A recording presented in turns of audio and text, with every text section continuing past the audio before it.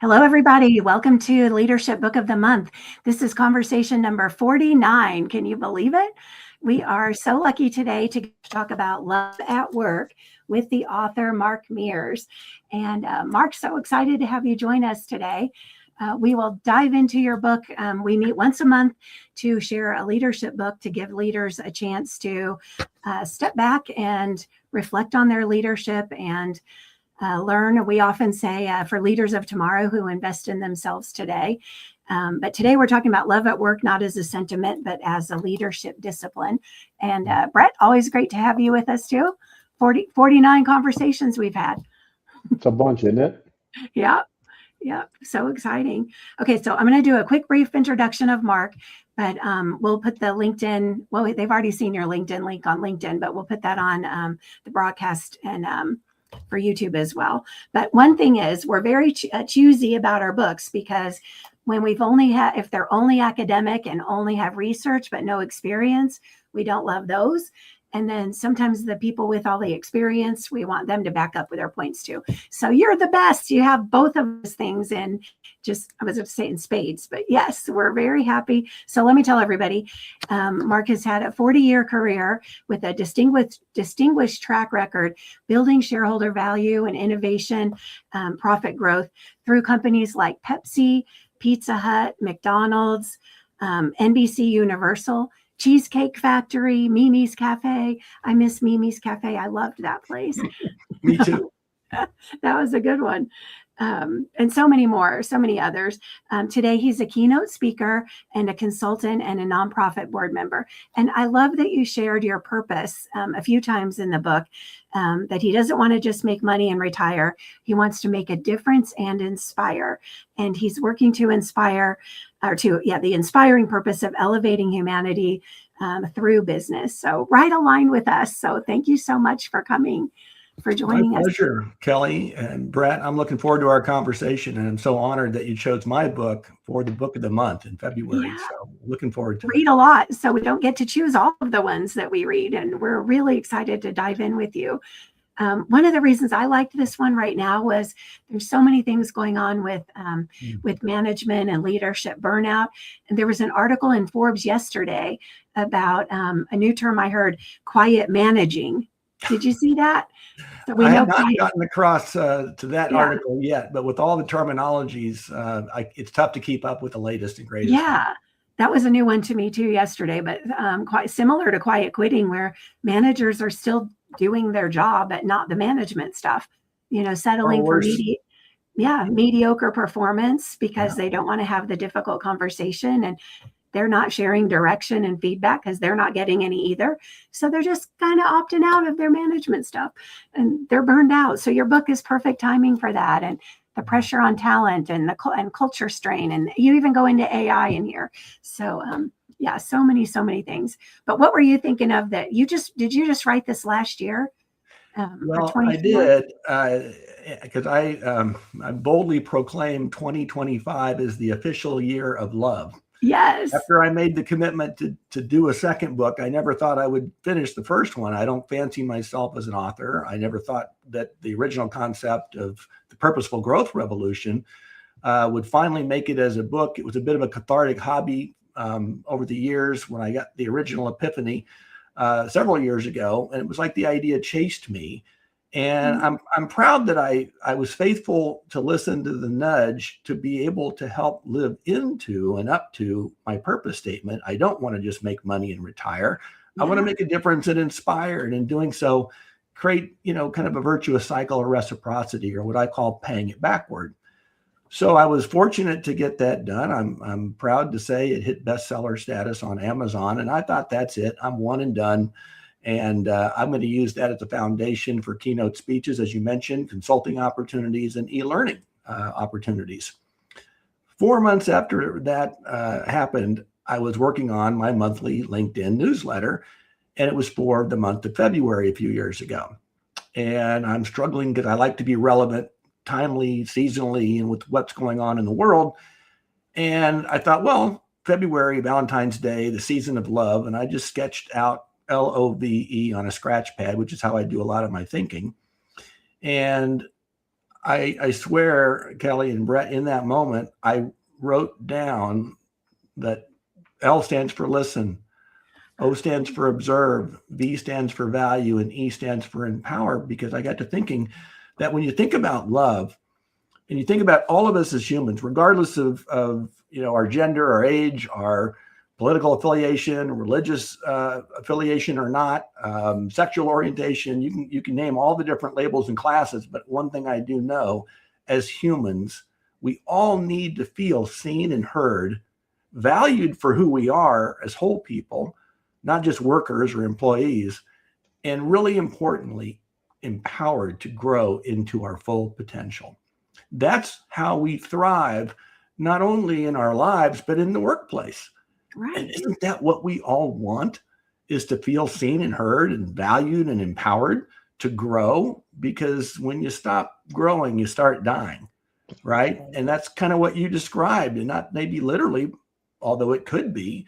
Yeah. We've got many different headwinds facing industry today, and including individuals and teams in our organizations. And there's a confluence. It's like water's coming in all at once, geopolitically, governmentally, environmentally, societally, politically, technologically, interpersonally, and mentally. The mental health challenges that happen as a result of stress, anxiety, fear that lead to burnout could lead people down a pretty dark path. Well, as leaders, we don't want that for our teammates. We don't want that for ourselves. So I got to thinking about this idea of love as a new leadership model versus the command and control kind of management paradigm that many of us of a certain age grew up in and merely tolerated because we didn't have options. Today, younger people, according to research that I cite in my book, 89% of millennials and Gen Z want purpose in not only their lives, but in their work. And they want to feel like they're part of something bigger than punching in and out of clock and getting paid every other week. They want to feel like what they do matters. And so for me, that got me thinking that there could be an idea in here. I'm not going to call it a book just yet, because I truly thought I was going to be one and done. That's the hardest thing I've ever done in my life. And here I was thinking maybe I could go back and try it again. So it started as a LinkedIn article, part of my newsletter, and I got a ton of positive comments and engagement, more than I normally do when I post. So I kind of filed that away and kept working on the Purposeful Growth Revolution, promoting that. And then February rolled around the next year, and I got even more research to support this thesis that love is the most powerful human emotion and action word that we all share, again, regardless of all the labels I mentioned, right? So I kind of tried to add to it the next year and got even more comments, more engagement, more encouragement, to where people were saying, Mark, this should be your second book. And I said, oh, no, it's a cool concept. And it took me several months before that fall, I pinned my ears back and I said, I got to do this. It's the same urge I felt when the first book, Epiphany, hit me back in 2013, believe it or not. This one, I decided I'm not going to wait that many years. I am going to just focus on learning as much and researching and like a museum curator. I don't have all the answers, guys. Trust me. I have learned by experience the good, the bad, and the ugly. But I have few gifts, but one of them is this ability to envision a big idea and then to break it down into small parts that are hopefully manageable for people to digest, and more importantly, for them to apply. If it's just theory, it sounds great. We all love to read books and understand new things. But if we can't apply it, what value is it practically? So that was how we got Love at Work. And it launched last fall. And I'm happy to report that also reached bestseller status, to the point where you obviously felt compelled to put it on your list of books of the month, of which I'm quite aware there are only 12 months in a year. Thank you for the platform to speak to you and your listeners and viewers today. When I was inspired when we talked, I don't even know if I'd read the book when we had a Zoom coffee a couple months ago. I don't think I had read it. And then I could get your purpose and your spirit, and you had all the credentials of a solid career, but then you really did care about the love at work, the way you're describing it in the book. And it wasn't just like, oh, what's the latest hot trend I could write a book about?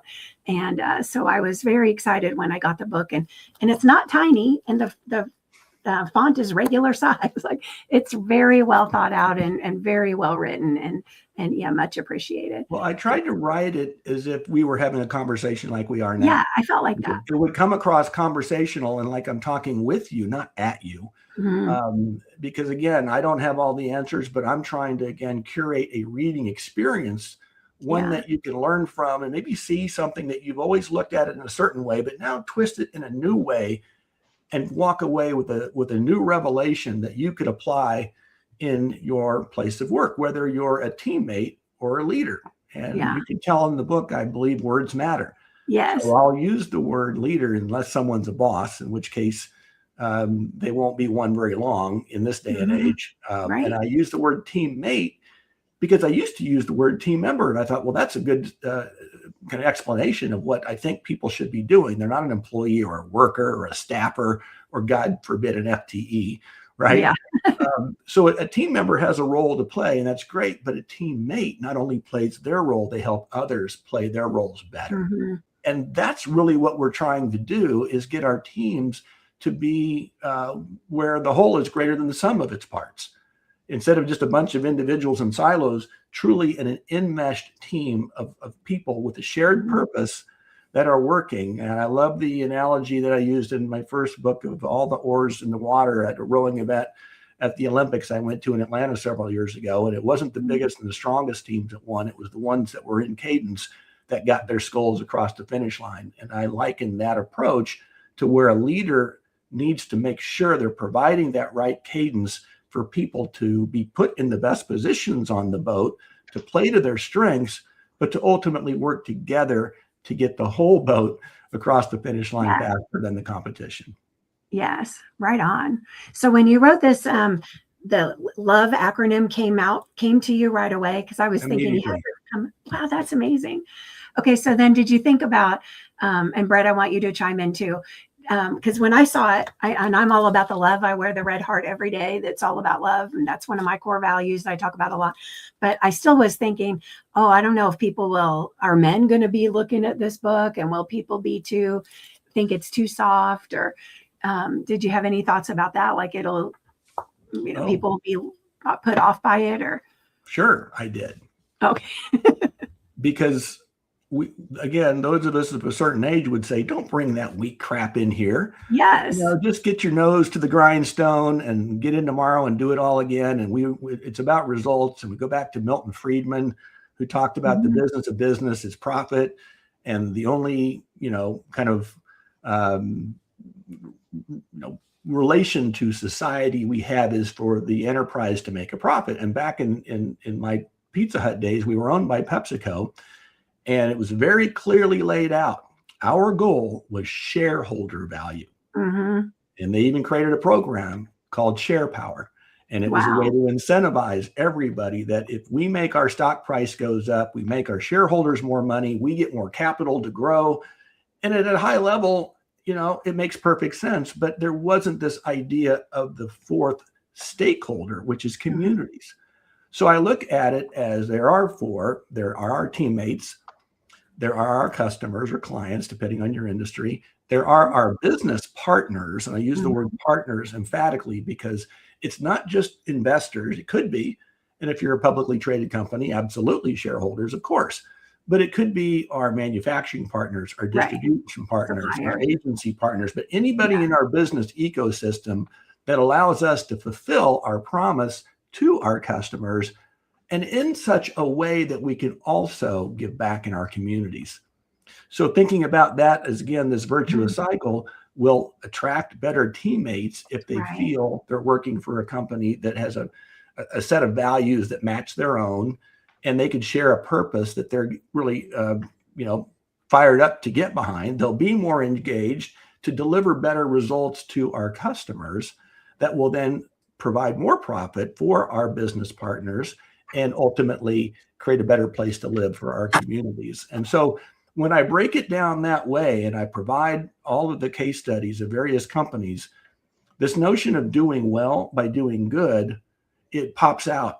Like all of the good to great companies, if you look at Raj Sisodia, who is a co-founder of Conscious Capitalism, wrote a book called Firms of Endearment, and he looked at organizations that were more purposeful. They all outperformed the good to great. They all outperformed the S&P 500. So this night, you look at Patagonia is a great example. I could cite many of them, but people want to work there. People want to buy from them. They make more money and they give back to the communities that they serve. And I believe that leaders are the only ones who can change the world. And I don't mean governmental leaders. That's not working so well. But think about business. And churches and nonprofits can only do so much. They don't have the size and scale that businesses have. So imagine if we create a world where leaders lead their firms in ways that are love-based, right? They're going to create a ripple effect. And what I call transformation from command and control to more humanistic, more purposeful, more relational leadership model that's going to help benefit all four stakeholders, our teammates, our customers, our business partners, and the communities that we serve. So then you're taking love, and it's less about an emotion, it's more about an action. Yeah. And so it is both a noun for sure, but it's a verb, it's an action word. And that's really where the magic comes in. When we look at ourselves in the mirror and admit that we all need to feel seen and heard, valued for who we are, and empowered to grow into our full potential, you then say, my individuals are going to stay longer. They're going to give me more discretionary effort. They're going to do better and higher quality of work, more productive, higher net promoter scores, and they're going to become more profitable, because I know in my background, more tenured teams are more profitable teams. If you have a revolving door and you're still, you're trying to continually backfill people, you're never going to get that flywheel moving in the right direction to throw off the profitability against the headwinds that I just mentioned. So if I mentioned geopolitically, governmentally, politically, technologically, what combination of the four last letters does that make? It spells ally. And I believe we need an ally. Leaders need an ally to be able to overcome those headwinds in a very divisive time in our society, and thinking about, cross-generationally. Now we have almost 6 generations in the workplace at the same time. You mentioned AI, which is very disruptive, and I'll get to the other AI in a minute. But those are just the things that are really impacting and reshaping our workplaces. And so if leaders don't kind of get on the bus, they may get left behind. And so my goal is to boldly proclaim this isn't some kind of soft, namby-pamby, tree-hugging, seal-loving, concept. It's for people who want real results, who want to do it in a more humanistic way than maybe it was done in my day. And the employees want that. Like when we were all coming up, we wanted to be seen and valued, but we expected that outside of work. We didn't expect to get that at work. And I really did have a manager tell me once, cut the happiness crap. Like I was like getting coffee in the morning and cut the happiness crap. So you just weren't supposed to bring in emotions to work and get all that at home, and at work, just do your best to work 10 years to rise to the top. But the millennials change that, and Gen Z is changing it for sure, where they're not going to work for 10 or 15 years extra hard. So, 60-year-olds can get their bonuses. They're not interested in that.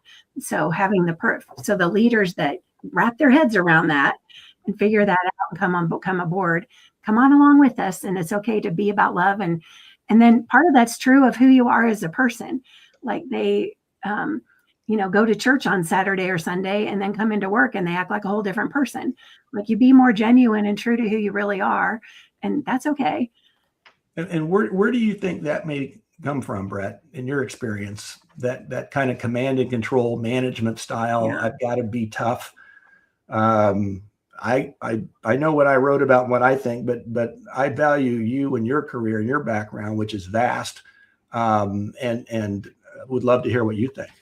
Yeah, I think a lot of that has to do with just how things were set up historically. And you mentioned quite extensively about mentoring, and you called it mentors, and I like to add the word mentors and multipliers to it. So it'll speak to who you were mentored by. And you did a wonderful job in the book of highlighting some of the great people that you've worked with, Dave Overton and David Novak specifically. And I wanted to give you a call out. I've actually ordered a couple of their books. And I always tell folks that the books I read are often referenced in other books that I've read, or they're books that have been referred to me by others. So I'm sure it has to do with those leaders that kind of set the stage. And it's the classic, right? We always become our parents at some point, and I'm sure those leaders ultimately turned into the leader that led them or had the greatest impression on them. But again, I think it speaks to what you did a really nice job in the book of talking about, which is the mentor and multiplier effect. Yeah, and that's your term, mentor multiplier. I love it. I wish I'd have thought of it.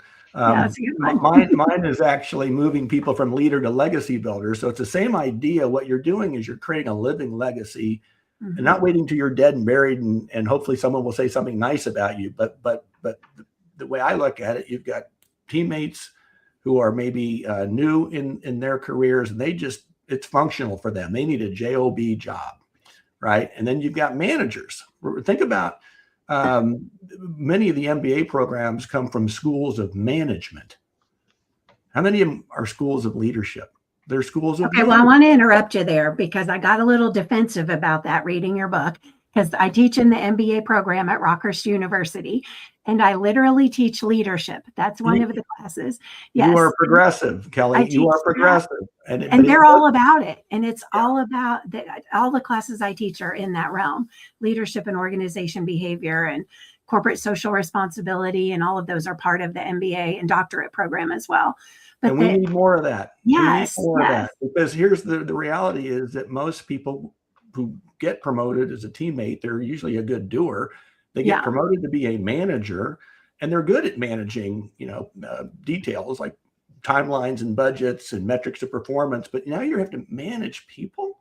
That skill is not often taught in schools of management to the degree that other disciplines are. And so we need more of that. But now if you're a manager, someone then just says, well, if I feel like I'm being managed, and by the way, young people don't want to be managed or required. They want to be led and inspired. That's right. So if they feel like they're being managed, they're going to just salute and execute, right? I check their brain at the door. I have to obey you, right? Yeah. But if that manager grows into a leader, now it's about building a relationship. And then that same teammate, again, words matter. I don't use the word employee. I feel very strongly about that, but that's okay. They're going to then say, I willingly will follow you. And we could stop there. But if that leader is really an exceptional mentor and multiplier, as Brett mentioned, what they're going to be doing now is saying, not only will I follow you, I will lead like you, if not better, when it becomes my turn to lead. And that's a good point in the book about people don't actually lead companies or businesses. They lead bosses or leaders. I just want to call it that. Yeah. The point is, for those that are listening, is to be intentional about that. Really question your environment and challenge what you've got. And if you're not getting led, right, you're not inspired, that leader's not setting that platform for you, be bold enough to make a change. Yeah. And I think that, again, the good news is you don't need an MBA to do what I'm asking. And what you do need is to be human. So until the robots or zombies or ChatGPT takes us away, we're all human beings. We all have a heart. Again, we all have the need, a human need. Maslow backs that up, to feel seen and heard, valued, and empowered. So if we become more vulnerable and say, you know what, I need to lead differently. And I need to have a candid conversation with my team about how I'm going to lead differently. So they're going to see me show up differently and go, well, what happened to Mark? And you'll be able to say, look, I'm still trying to figure this out, but I recognize that maybe there's some things I can do. And so I've actually created an assessment tool that follows the LOVE model. Again, listen, observe, value, and empower. Listen is about listening graciously to build trust with your teammate. That's the desired outcome. So the what, the how, and the why.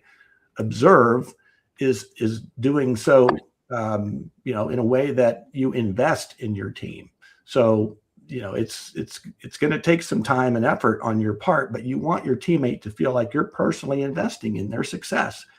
And value is about valuing somebody gratefully, so where they feel truly appreciated for the role that they play and the value that they bring to the team, and then empowering generatively, which is this idea of helping someone grow into their full potential.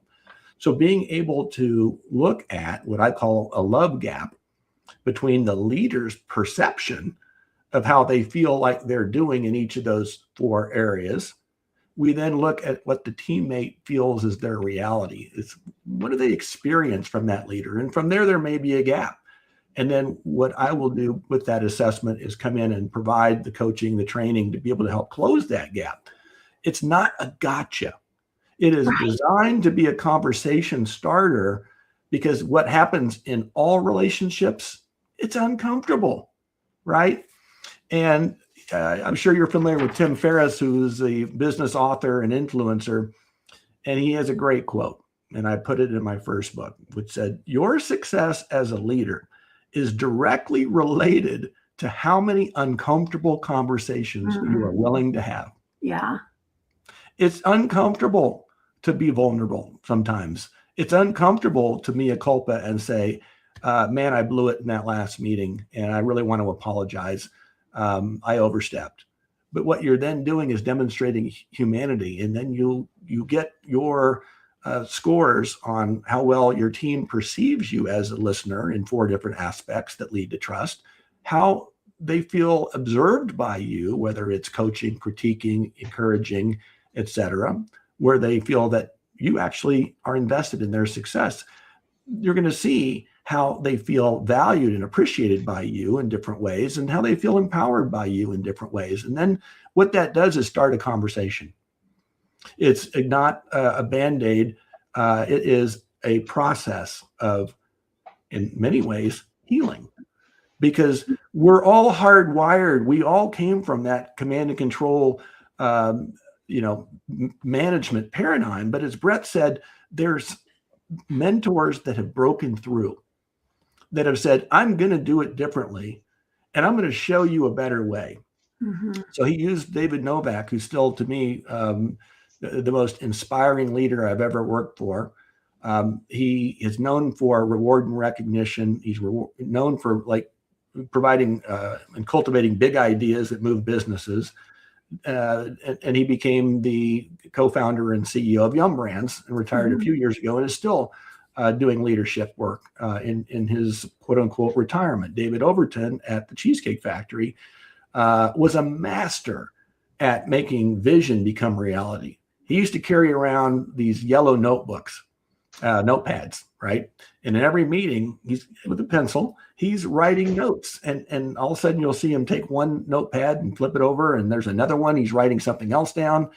What he was doing was looking at all aspects of the business, from what he was seeing and hearing in the meeting and what he was experiencing out in the restaurants, because he truly believed in the mission, is creating an environment where ultimate guest satisfaction is our highest priority. And I still know it to this day, several years later, because he embodied that idea. And so I take bits and pieces from these wonderful mentors that I've had. Unfortunately, I've had some stinkers too. I say, you left our names out though, and you shared that story. Yeah, I felt,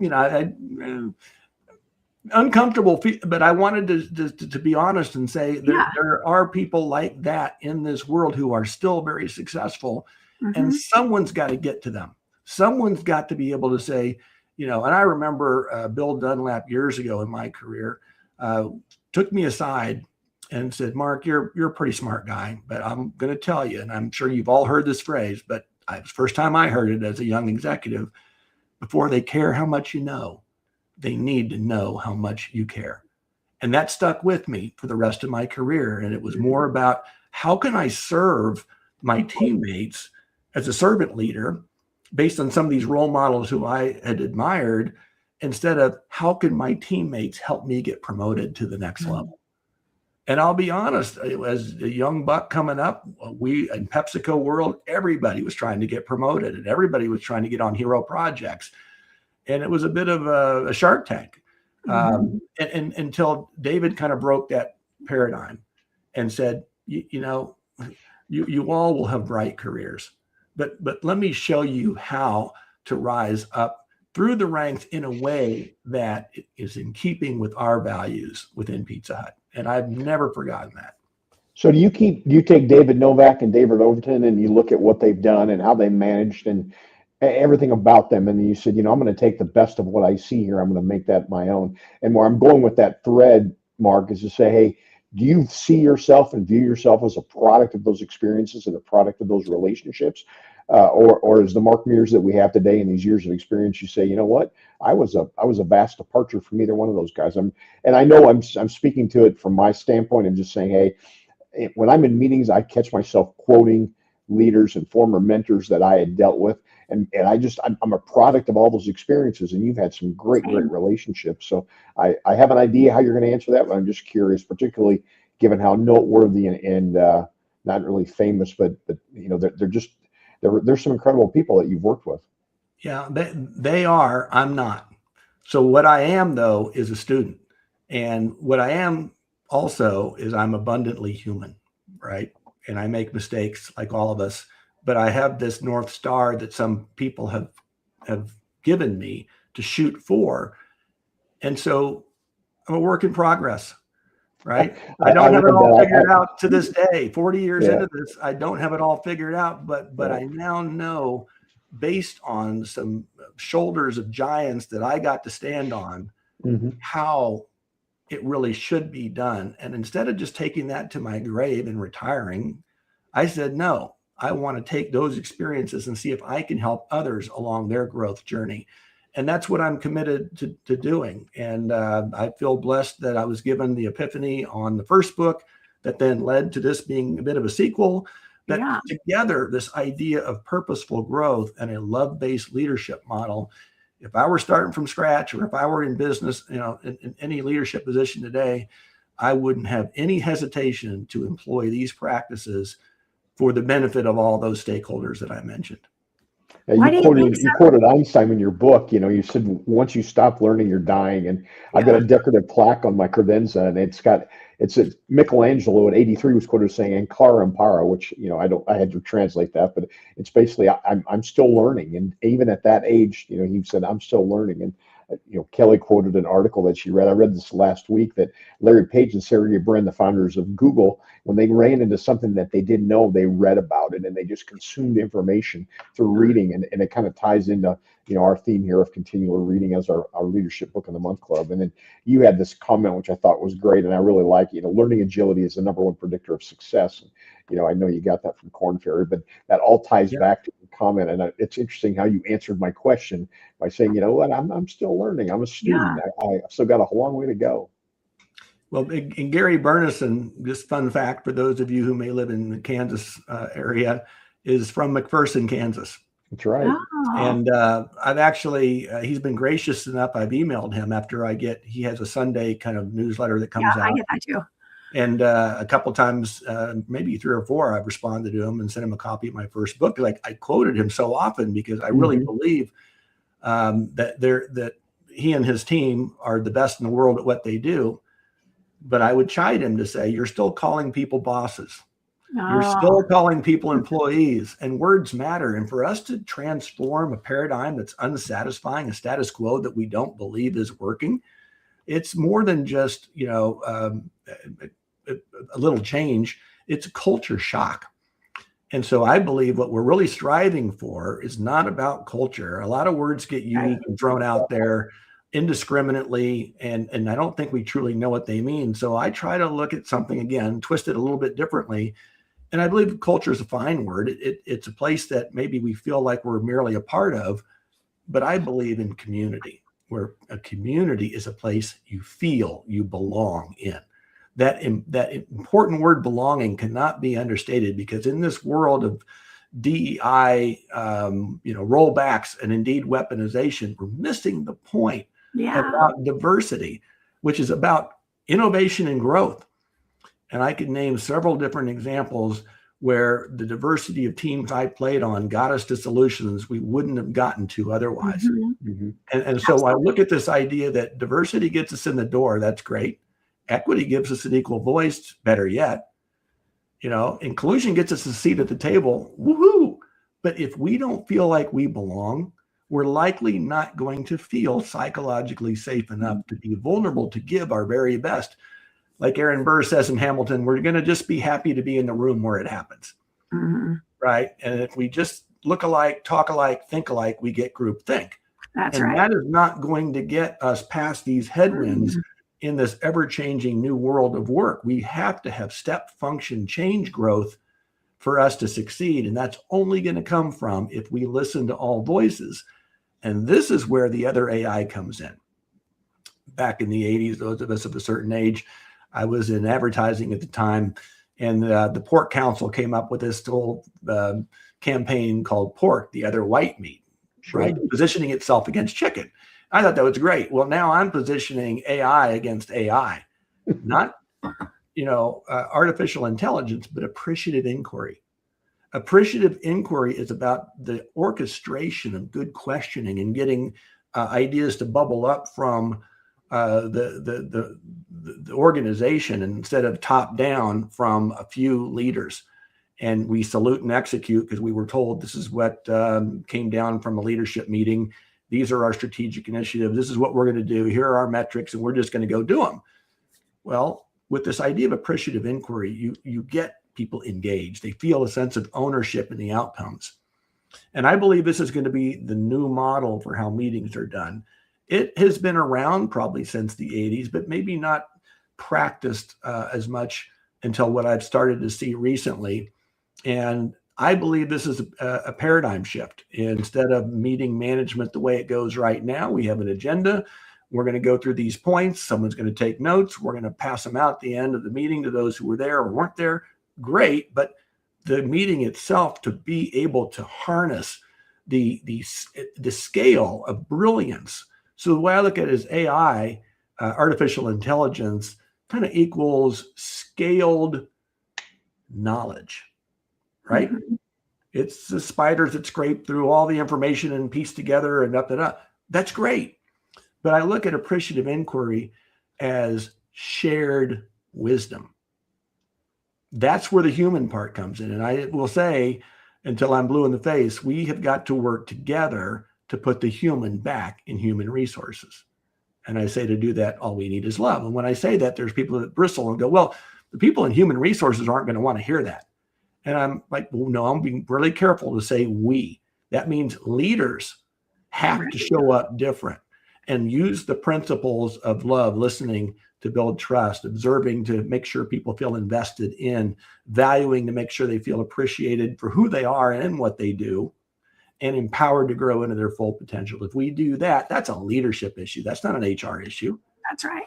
But I think we all have to work together to provide a platform for where that becomes the new way of leading in a very complicated, very complex, very competitive, and pretty scary new world of work. And you talk in the book about the world is different now. I don't know that you went into all the employee stuff, but that's different too, as we've talked about in this conversation. And so the old strategies of leadership and management don't work as well anymore. And you use some examples. I don't remember them all, but one was you don't listen to a Sony Walkman anymore. Oh, a flip phone. You had a few of those, like people aren't doing that anymore. And so how can you, what could you say to a leader that thinks this is like, oh my gosh, I don't have the emotional capacity to care at this level, or I'm already so overwhelmed and under stress and the pressure that I have at work. Now I need to add caring at this level and spending the time with people. How can you make them feel better about that and inspire them to want to do that? Great question, Kelly. And that's a one that I've heard from others, is that there are certain people that may be more easily able to embrace some of these humanistic qualities that I'm speaking of. But again, we're all human. And I would challenge anyone to say they don't want to be listened to. They don't want to be observed. They don't want to be valued, and they don't want to be empowered. So if we look at ourselves in the mirror, I would first say, give yourself some grace. This is not something you turn on a light switch and all of a sudden now I've got it. Even though I'm human, I automatically can go and do this. Trust me, I've been in the C-suite for over 20 years in some pretty high stress, high leverage, positions. And it's not easy. What I'm saying that we need to embrace is not easy. And it's not easy for some people, even, more so than others. Right. And some of us are hardwired to where we can't see our way doing that. That's but right. You do like we do with anything. You take one step forward, then the next. You get feedback. You get your, coaching on how am I doing? I said I wanted to be a better listener. Am I doing it? How am I doing? You take the assessment that I provide. You score yourself. Like every one of your listeners and viewers, based on your purpose statement, signed up because they want to be better. They want to learn techniques, practices that will allow them to be a better leader. Am I right?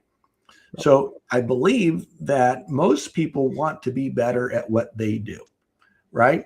There are probably some old dogs that are probably looking at their watch and thinking it's going to be gold at some time. They want to ride off into the sunset. Oh yeah, I've worked for some of them too. Let the younger people deal with that. I'm not changing. What I did to get me this far is going to get me to where I'm done, and I'll let someone else. You know what? That's going to happen. That's called being human too. Yeah, I get it. But for those in middle management and even upper management that do really want to make a difference in their organizations in ways that obviously selfishly benefit them from better performance. And there's data for that now. Yes. They're going to say, like anything new, it's uncomfortable, right? But that's where growth happens. It was Gina Milichik who says a quote that says, a comfort zone is a beautiful place, but nothing ever grows there. So we all need to get out of our comfort zone, what we've been doing habitually for years, because like I said, I was doggone good with that BlackBerry, right? Absolutely. BlackBerry. I could type like a banshee on that thing. Yep. But then comes the smartphone, and now all of a sudden I've got to learn something different. Well, I didn't cling to that device, and I love music, and I'm not going to stick with my Sony Walkman when there's other ways to consume music, right? Technology enhancements allow us to do things we like to do, and even things that we don't like to do better, more productively, and to a higher degree of performance than we could get otherwise. And so just logically, I got to thinking, well, why would I cling to old ways of doing things when there are better ways if I truly want to get better? Yeah. You mentioned Church of the Resurrection in your book, Pastor Adam, and just recently in a sermon, he had a context that said, when faced with potential for change, 90% of the people would just soon die rather than go through what it would take to do change. And that's really what you're talking about, right?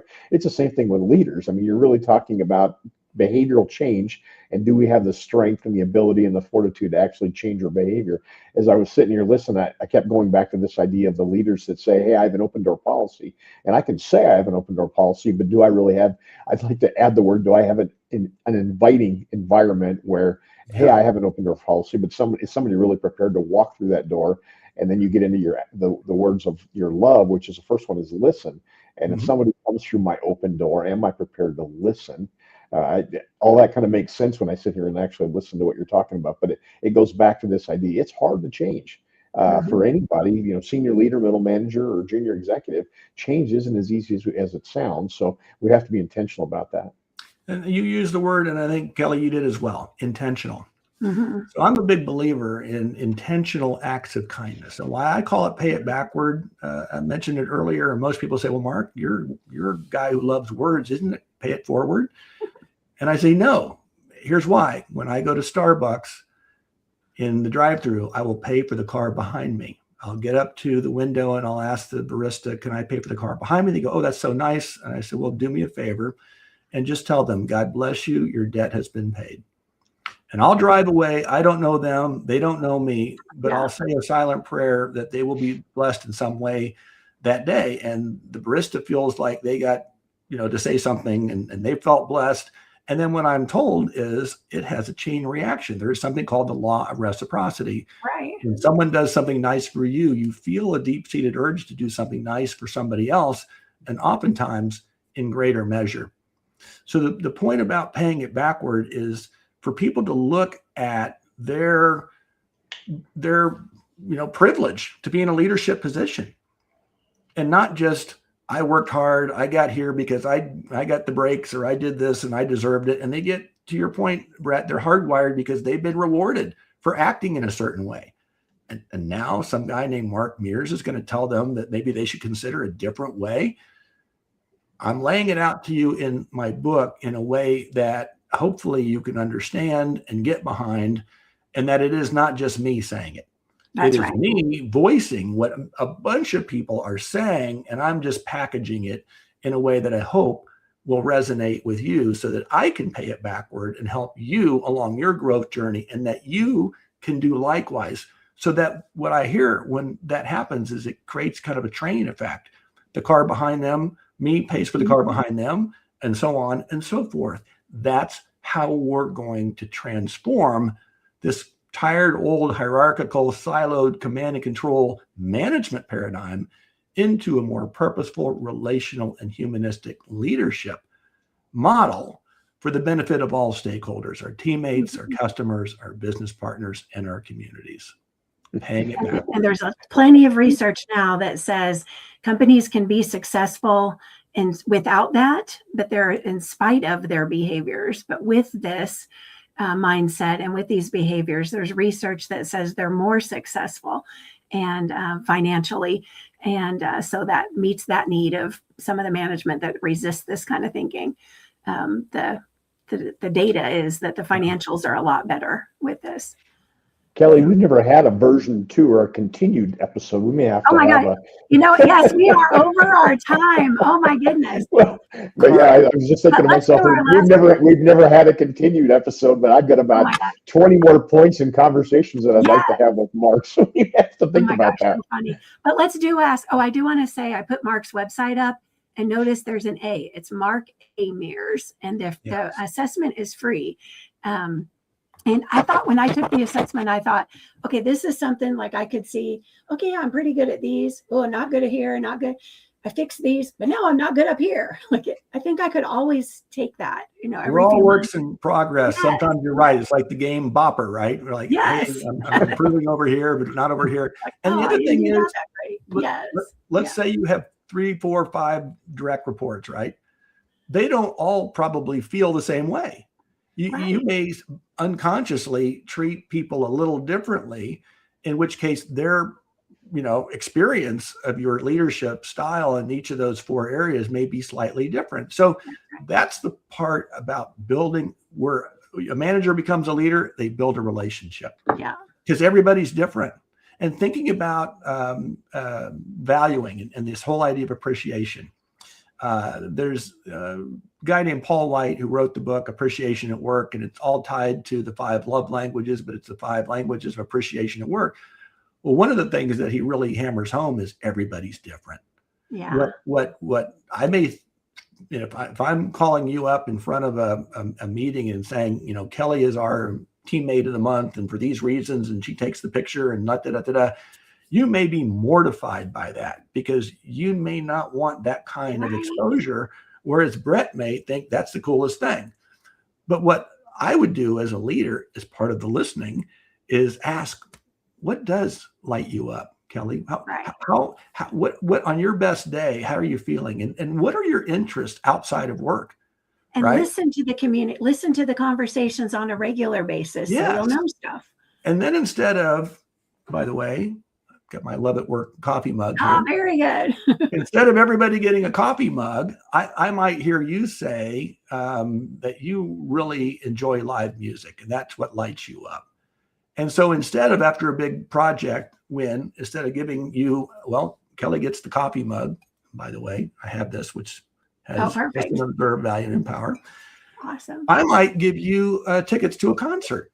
So now you're going to feel like I listen to you, I value you, in a way that you want to feel valued, in a way that truly motivates you individually, versus Brett, who may say, I love playing golf, or now I'm really into pickleball. Who knows what Brett's into? He's a man of many talents. But once I know that about you, I can recognize and I can reward you in a way that's unique to you. Right. instead of this one size fits all approach. The same thing goes with every one of those different love leadership model elements. And by the way it's laid out, each of those 4 high level concepts has 4 subcomponents. Yeah. That again all lead to something. So as people read the book, it may be that you're a good listener actively, but maybe when it comes to responding, you kind of aren't so good about responding in a way that's appropriate for that person in that moment, right? Or you may do be end good. each chapter with some specific actions to take to improve in each of those. And those are pretty granular. I thought they were. So you might be pretty good at 3 or 4 of them. And then there might be one that you could improve in all of those areas. Yeah. So yeah, you're not starting from ground zero on this. Most of anybody watching this is not going to be starting at ground zero. No, you're probably pretty good in every Yes. area, but you could be even better in certain areas right? Yeah. So that's the other thing, again, giving yourself grace. We're all works in progress, but there are some tools and tips and resources that can help you get even better. And I'm telling you, I believe that it will reshape the image of your team. It will reshape their hearts in a way that make them come together in a more unified basis where, again, like the rowing example or the whole greater than the sum of its parts, and you're going to see the results follow. I can pretty much guarantee it. Yeah. Well, go to the website to markamears.com and you can check out the website, learn more about Mark, connect on LinkedIn, and take that assessment. And then he has all kinds of contact information. You can get in touch with him about it. And you can order the book there too. And okay, Brett, we always end with the question of, do you recommend this book? And if you do, to whom? Yeah, I'm a bit biased. I mean, I've got so many connections with Mark, both personally, professionally.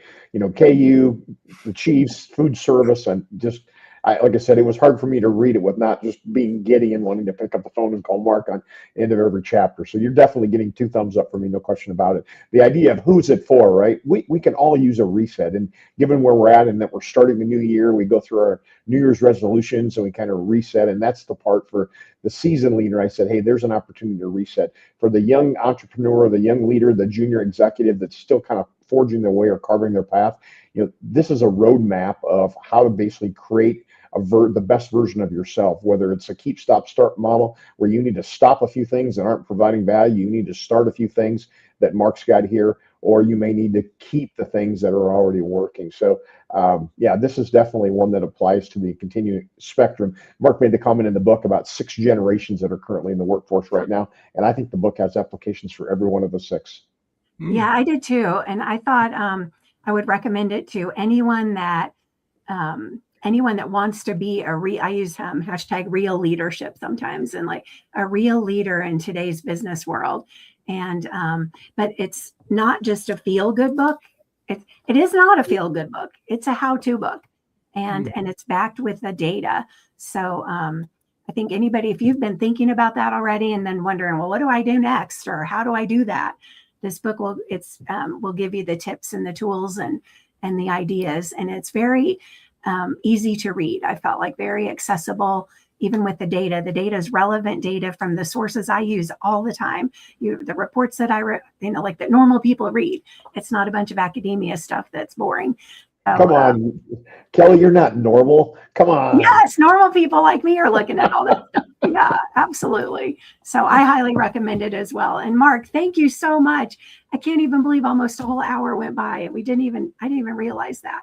Thank you so much. My pleasure. Thank you for this amazing platform. And you both have done your research, which is a true honor for me that you invited me to participate with my book, Love at Work. We're building communities of purpose and belonging for revolutionary growth in a new world of work.